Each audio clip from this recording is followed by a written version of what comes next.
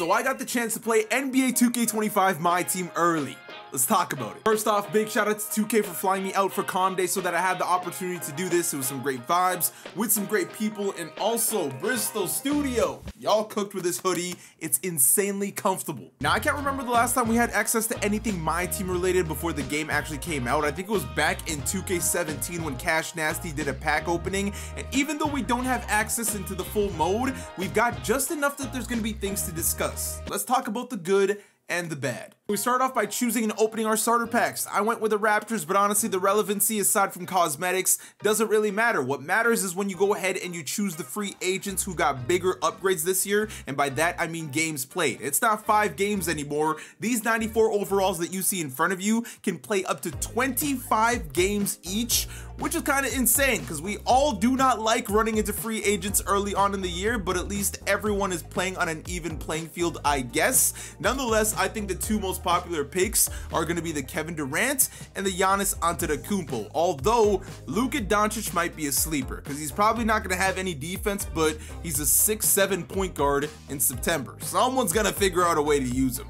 And then we move over to the free agent legend you get to pick. Now, these ones don't have 25 games. These ones, in fact, have 10 games instead, but you've got Iverson, Jordan, Dr. J, Kevin Garnett, and Kareem Abdul-Jabbar. Now, history tells me Julius Erving should be the very obvious pick here. As far as looking at the attributes of the card, the layout was the same as previous 2Ks with the exception of the new slot that they got there for the legend badge. Now, after all that, we loaded into Rivet and spawned inside the MyTEAM store. This just looks like a place where you can walk around and buy packs, but beyond that was Rivet City itself, and I can't lie to you, it was very aesthetically pleasing, especially because the last few years I've been looking at neon lights or there's been crowd members all up in my face, so to just see a nice pretty park where I could hoop, that made me smile. So I was walking around getting ready to hop onto a triple threat spot because I figured this was going to be it for the MyTEAM experience, hop into a game with the free agent cards and call it a day, but no! I looked up at a billboard and apparently somebody had pulled a 98 overall Kareem Abdul-Jabbar. Yeah, I was surprised, so I went to go inspect, and man, was it beautiful to see that we were gonna be able to open packs. And y'all know I was gonna be a fiend for that. Nonetheless, inside the pack market was a diamond pack, a pink diamond pack, and a galaxy opal pack. Some of the players we could pull within that Galaxy Opal pack were crazy. You got Braun, Curry, Jordan, Giannis, KD, Wilt, Kareem. I mean, it was nuts. As far as pink diamonds, there was a Joel Embiid, Iverson, Paul George, Donovan Mitchell, Grant Hill, Penny Hardaway, and lastly the diamonds, which featured a card I think they purposely put in there for me. Y'all see it right there, 94 overall diamond Rui Hachimura among some other diamonds, but we're focused on the boy Rui, and conveniently I got myself a MyTEAM card with a 94 overall. So let me know in the comments, ladies and gentlemen, is that too high of a rating? Is that too low? Or is that just right? Now, disclaimer, those cards you saw are not final decision for 2K25 MyTEAM launch. In fact, I'd be very surprised if we saw those cards on day 1. But this was gonna be a cool way for us to see the pack opening animation in MyTEAM, which I liked, but I also didn't like. First off, the aura is still that electrical shock from that 2K24 vibe, which I don't necessarily hate, but I don't necessarily like either. I just really wish they switched it up for this year. But what's nice is the way the animation begins with a gem tier hitting the ground, opening up to the eventual tease of what the card might be. But when it eventually gets to the final screen, that's kind of where I go,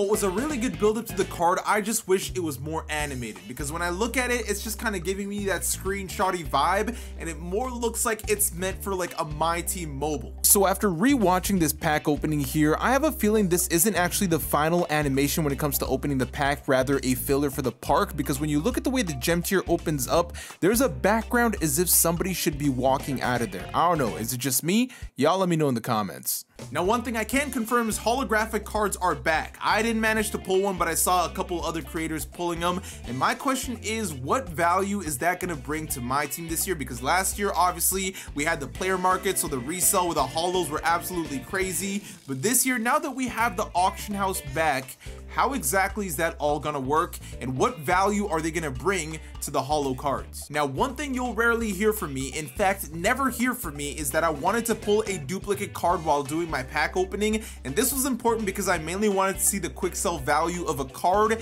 and to no surprise, it wasn't exactly the highest regardless of the gem tiers of these cards. Now, I understand this is technically not the finalized version of what my team and some of these values are gonna be, but just figured I'd get it out there for you guys. My favorite pull throughout this pack opening, which should come as no surprise to most of you guys, was a Galaxy Opal that eventually ended up being the king himself, LeBron Raymond James. And I was excited to just get into the park as soon as we pulled this card, so it was time to get busy. Also, I'm not gonna lie, that glow around the Galaxy Opal, pretty solid. Matching is exactly like Park, where you get onto a spot and wait for someone, and that someone had arrived. Now, I do gotta say that animation where the player is breaking out of the card art itself when the game is loading in is actually pretty awesome. And the first matchup of the day ended up being none other than fellow My Team YouTuber Killzamoy, who was rocking the Galaxy Opal Giannis, the Kareem Abdul-Jabbar, and the Diamond James Harden. Now, as soon as the game started, my first reaction of the gameplay was,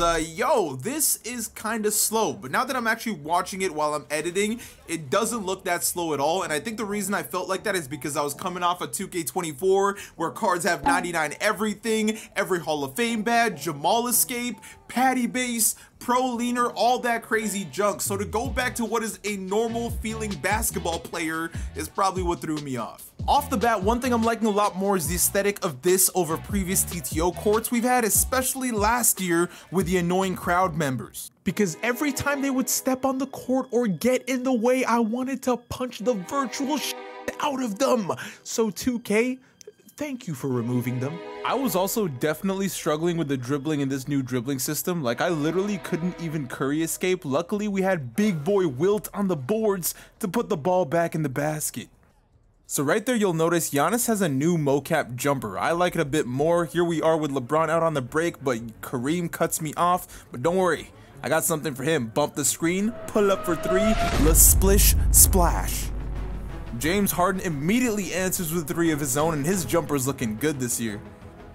Killzamoy wasted no time bringing this game back close. He's got a dunk there, and we've got a three-point game. Steph, this is where I need you to step up, and step up he did. Unfortunately, we can't see how contested these shots are, but that's all good. Big boy Wilt back on the boards. LeBron running the break.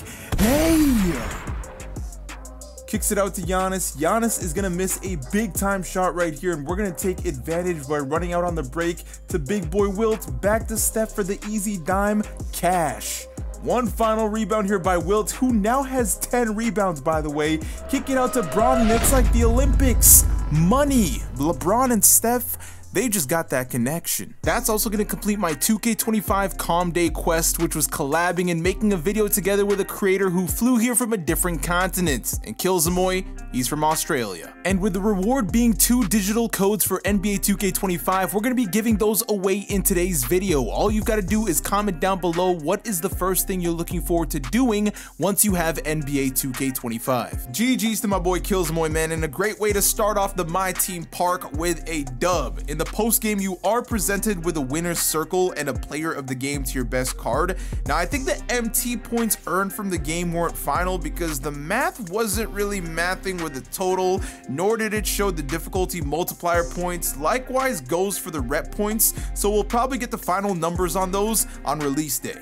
Now, I was far from done hooping, man. We just got a taste of the My Team Park, and I wanted the whole load. So the next opponent loaded up, and it was time to get busy, but yeah, listen, I know you see it. I know I see it. Do I have to call it out? I think I'm gonna call it out. Yeah, I'm gonna call it out. The matching white jerseys. Now, I instantly relayed this to the devs, so hopefully this isn't a thing come 2K25 because, yeah, we don't like that.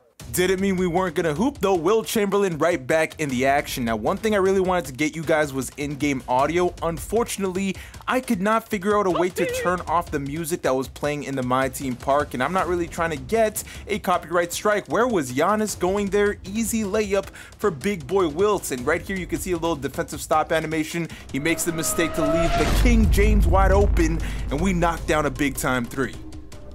Boom, bro. I'm telling you, Wilt was unstoppable for the hours that I was playing the game. Steph Curry, that was definitely contested. I can't even lie to you, but they're out here just balling. LeBron James once again back in the offense into a little pick and roll with Wilt. Oh, he makes the mistake with a help, and Steph's gonna knock down the game-winning three. Look at Wilt Chamberlain though. 12 points, 6 rebounds, and 1 assist. This man is an animal. Next game, I want to give Michael Jordan and Paul George some runs. I do gotta say though, this Wilt is special. Now this game was good because it reminded me of the fact that takeovers aren't a thing or adjusted, whatever it might be. When I eventually filled my meter in game, it gave me the hot red ring in game like it was 2K16 again. Jordan's jumper is still mo-capped. Unfortunately, none of the cards we got to use had a legend badge because I really wanted to see how demonic that'll eventually get in my team, but I guess we're gonna have to wait for that. Boom goes the dynamite, and that's going to be the game. One thing you'll notice there is the greens are no longer just swishes. They can now rattle in, and a bunch of different things can go on. And even though you can't hear the audio, the chain link swish, it's amazing.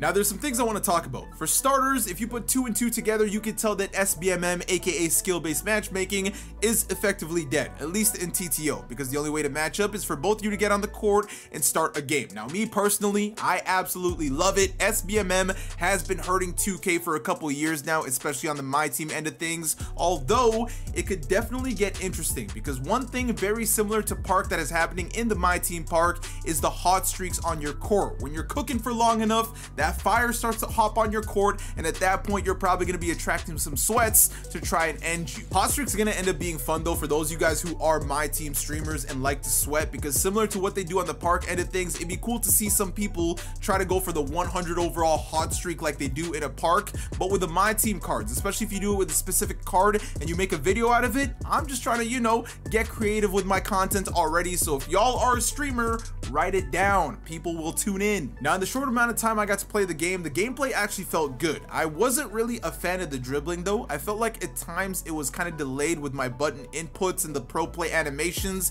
were kind of taking over things, but maybe this is a way for them to try to combat dribble spamming or something like that. Off the bat, I wasn't the biggest fan of it. I'm not going to critique it too much because it's a new dribbling system, so until I've had my hands on the game for at least a couple weeks and figured out the dribbling, I'm not going to hate on it. But off the bat, I definitely wasn't the biggest fan. There was some cool new rebounding animations I noticed. There was a lot of new defensive animations, which I think are going to be a ton of fun. That one thing they showed with a ball slapping in the trailer, that was definitely happening. Like, you can really play defense, you can accelerate to cut people off. Offensively, I'm really going to need to figure some things out because it felt like defensively, that's where all the hell was. Now we all know the gameplay is usually not the make or break when it comes to the MyTEAM mode itself. That's usually more so the content throughout the course of the whole year and how much of it is accessible. So if y'all want more of a deep dive of the gameplay itself, y'all probably want to go watch somebody like Joe Knows or somebody else that was attending Community Day. Now we've talked about a lot of good, but there is still some bad, aka concerning stuff. Number one is a big one I feel like the community was complaining about. Depending on who you are, it is going to bother you as far as the workflow of the game. This didn't happen to me at Calm Day, but it did happen to Killsmoy. He quit a game because he was using the wrong lineup, and then the ban screen popped up. That's right, guys, the ban screen. Now, I felt like this wasn't really going to be removed for this year, and maybe it is removed, maybe it isn't. Things aren't necessarily finalized yet at Calm Day, but I'm not the biggest fan of that because I feel like that slows down the pace of the game. But at the same time, I feel like they're going to keep it in there, especially because they've now brought the Park to MyTEAM. They want to make sure people aren't quitting games, which then leads me to my next concern, and that is going to be the complete workflow of TTO as a game. Now, correct me if I'm wrong. I believe that when you're in the Park and the person quits the game, you as the person that is still playing still have to follow through with a full game versus CPUs. That can end up slowing the pace of things down, especially because we know that when opponents leave the match, the game ends, you get the dub, you're on to the next game, and things are moving fast. And speaking of fast, that is then going to lead to my next concern, which is going to be matchmaking in TTO. Usually in TTO, you hit search a match, it starts matchmaking, you find a game, and you're going. Now, I don't think this is necessarily going to be a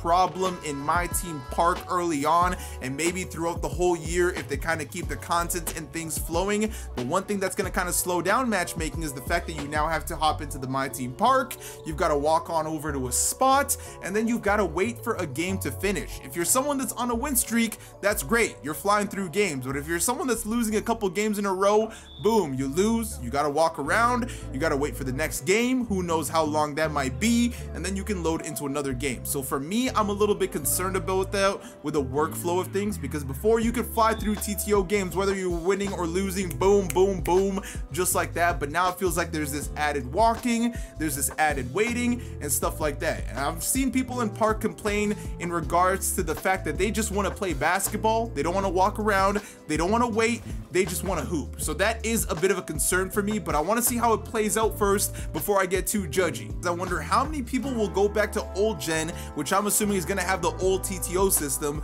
just so they can get into their games faster and get it done with. Definitely interesting, something to bring up. Let me know how y'all feel about that in the comments. Overall, I do have a very good feeling about MyTEAM Park and the content creating / community building possibilities it's gonna have. Now that we've got the rep system in MyTEAM, I can definitely see it bringing back that grind team feeling that people enjoyed from back in 2K20 and 2K21. As long as they continue to update it with things that are going to be worth grinding for, I can definitely see it being fun.